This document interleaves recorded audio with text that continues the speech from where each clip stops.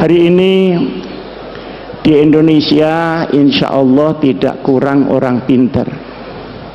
Yang kurang itu orang bener, Pak San. Puluhan ribu setiap tahun universitas mengeluarkan S1, S2, S3. Tapi keadaan kita masih seperti ini juga. Dan ternyata membuat pinter anak yang sudah benar itu lebih mudah daripada membuat anak yang sudah kadung pinter tapi belum benar. Hari ini banyak ilmu yang manfaat, Allahumma amin. Tapi banyak ilmu yang mubazir. Ilmunya tinggi tapi tidak terasa gunanya itu di mana. Saya punya teman doktor, Pak Din, dokter itu kan sudah paling tinggi, atasnya lagi sudah kopiah sudah. Wah, kalau di universitas dia ditakuti karena killer ya, Pak. Tapi kalau pulang itu dimarahi istrinya, itu bisa bodoh mendadak dia. Ini rupanya pengalamannya Pak Khalil. Nah ternyata ini guyon, tapi betulan ilmu yang di otak itu akan goncang ketika goncangan ada pada hati seseorang. Berarti yang tepuk tangan ini berpengalaman pada bidang masing-masing. Pak Din ini hebat, ketua Muhammadiyah, tapi di hadapan anaknya mentua nanti dulu. Itu ada resepnya tersendiri. Nah, ini kok terlambat ketawanya gimana? Apa bahasa Indonesianya kurang paham kira-kira? Para hadirin hadirat yang saya muliakan. Dan ada juga orang punya ilmu tapi dia berbuat jahat dengan ilmunya. Banyak hakim diadili. Hakim diadili ya. Ada jaksa kok dituntut. Ada polisi kok disidik. Lu ada hansip itu ditangkap. Ada satpam diamankan. Pasti bukan karena ilmu tapi karena mas'uliyatul ilm. Nah, di Gontor ini diberi mas'uliyah dan diberi ilmu. Tetapi ilmu yang diberikan itu berkali-kali disampaikan oleh Pak Zar, oleh Pak Sahal. Kamu pulang saya hanya bekali kuncinya ilmu. Belum ilmunya itu sendiri. Memang iya, yang diajarkan bahasa Arab ini baru alat untuk mencari sesuatu yang lain. Diajari fikih ya cuma fikul madheh sama fikih ahli sunnah wal jamaah itu.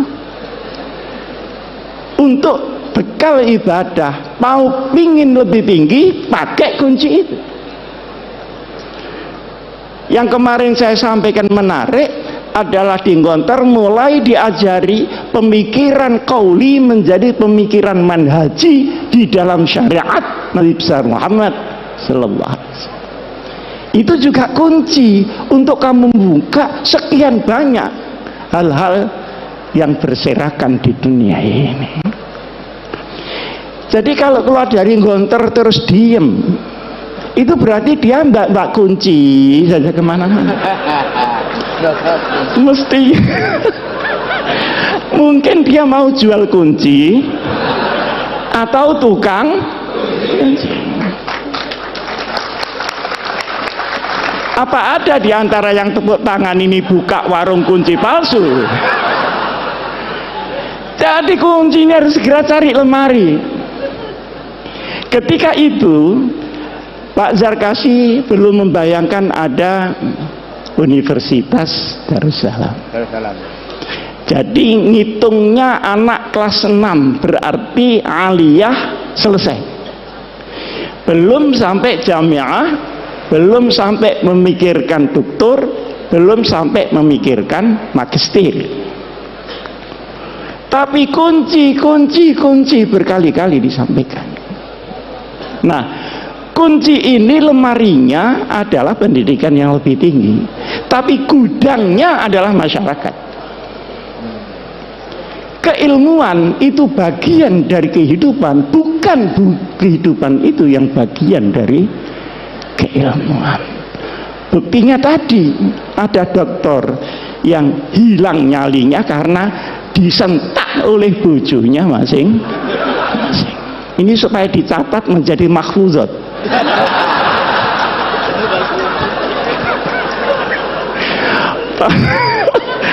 Para hadirin hadirat yang saya muliakan, saya hanya sekarang bicara kunci ini harus dibawa kemana.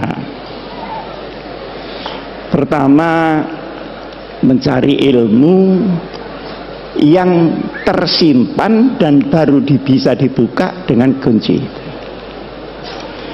Silakan mau ngambil takhasus kemana, kuliah di mana, jamiah di mana, monggo.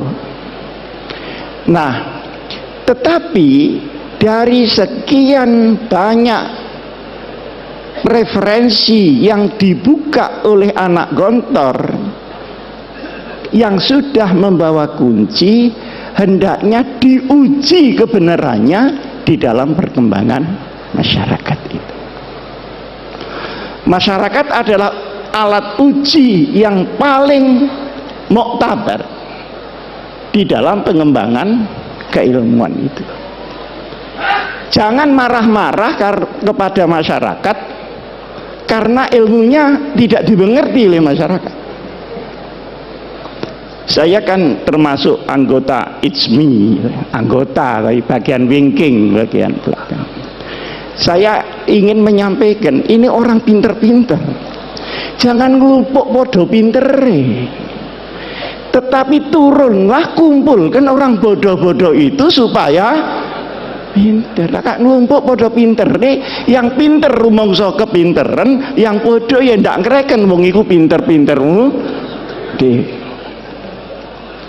Nah, ini yang dimaksud oleh Trimurti menurut pandangan saya, segera menyelam di masyarakat untuk menguji kecanggihan daripada ilmu kita masing-masing. Nah, masyarakat kita sekarang ini berbeda dengan masyarakat pada waktu masih sugengnya Trimurti. Pada waktu saya masih mondok di sini, keadaan masyarakat itu sederhana. Orang Islam itu cuma dua, kalau ndak NU ya Muhammadiyah, sudah ndak ada lain-lain lagi. Ini mau besanan saja takut tidak mendapat barokah dari masing-masing pemimpinnya. Selisih sedikit ribut, yang satu kunut, yang satu tidak kunut, ribut. Padahal di kitabnya orang NU ada kunutnya dan ada tidak kunut. Tapi karena dia terkooptasi oleh golongan, ribut. Kalau tidak kunut itu begini-begini. Alhamdulillah sekarang ini sudah tidak ribut karena sudah tidak sholat subuh.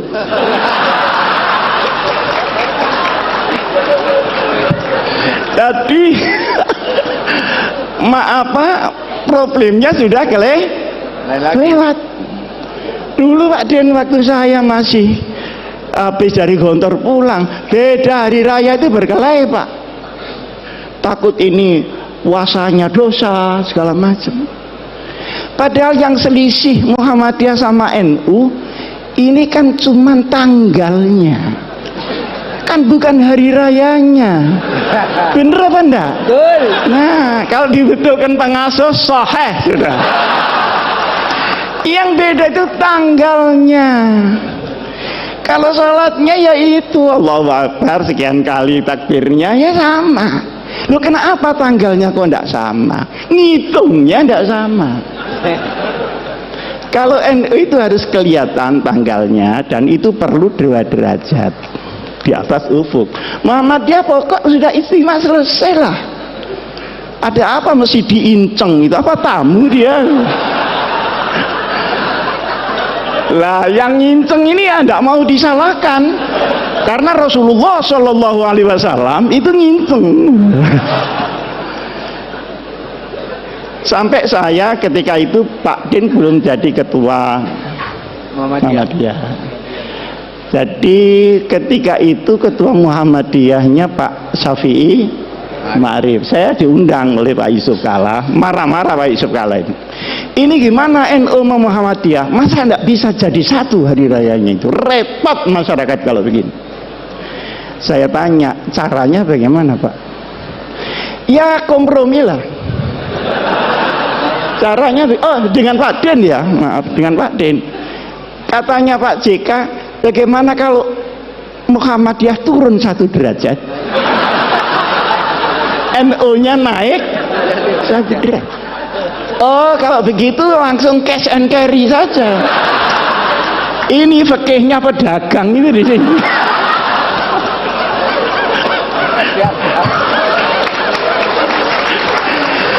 Oh disuruh naik turun. Saya bilang tidak bisa Pak itu. Lalu terus yang bisa bagaimana? Yang bisa pengertian seluruh umat Islam bahwa perbedaan itu terbuka memang ada.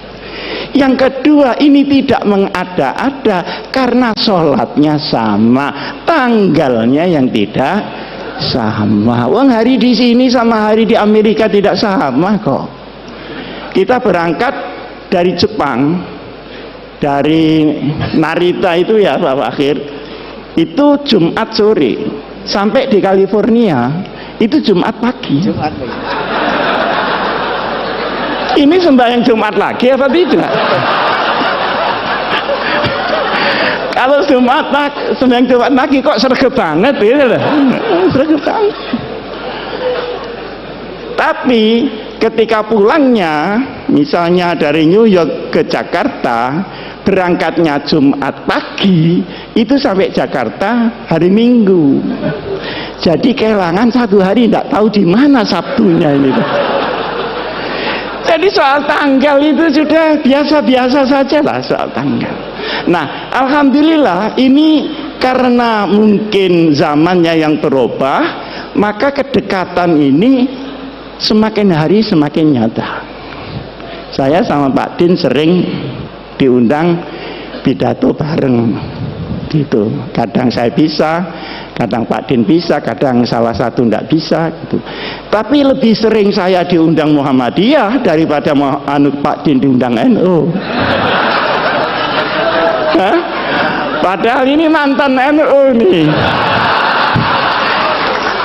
Kenapa dia pindah? Karena tidak kerasan saja sama orang NU, bukan karena teori yang tinggi-tinggi gitu. Ini orang NU kok kumuh banget, kira-kira itu, cuman itu sekitar itu saja. Nah, masalahnya adalah sekalipun NU Muhammadiyah ini berbeda di dalam furu, bahkan Ibnul Furu ya, tetapi wawasan keumatannya sama, wawasan kenegaraannya sama. Karena Hadratus Syekh Kiai Hasyim Asy'ari ikut mendirikan republik, Kiai Ahmad Dahlan ikut mendirikan republik. Pahlawan nasional ada di 2 belah pihak. Tahu jerih payahnya bagaimana membawa Islam di tengah kebinekaan yang luar biasa itu. Maka sabar. NU sama Muhammadiyah itu sabar. Cuman NU itu sama Muhammadiyah menurut saya itu sepasang sandal. Jadi kalau dipakai semua. Kalau tidak ya sekalian tidak semua. Jangan dipakai yang kanan, yang kiri tidak dipakai. Nah ini kira orang stres itu. Orang NU suruh bikin universitas rapi seperti Muhammadiyah, sulit Pak. Tapi rahasia, jangan ngomong-ngomong orang. Tapi orang Muhammadiyah suruh ngurusi orang macul yang sehari-hari tidak ngerti apa-apa, sehingga dia musyrik menjadi muslim. Enggak sabar juga, Pak. Nah, bertemunya ini banyak yang tidak suka. Oleh karenanya, maka wawasan keagamaan, wawasan keumatan, wawasan kebangsaan dan kenegaraan tidak boleh dirobek oleh kepentingan apapun juga.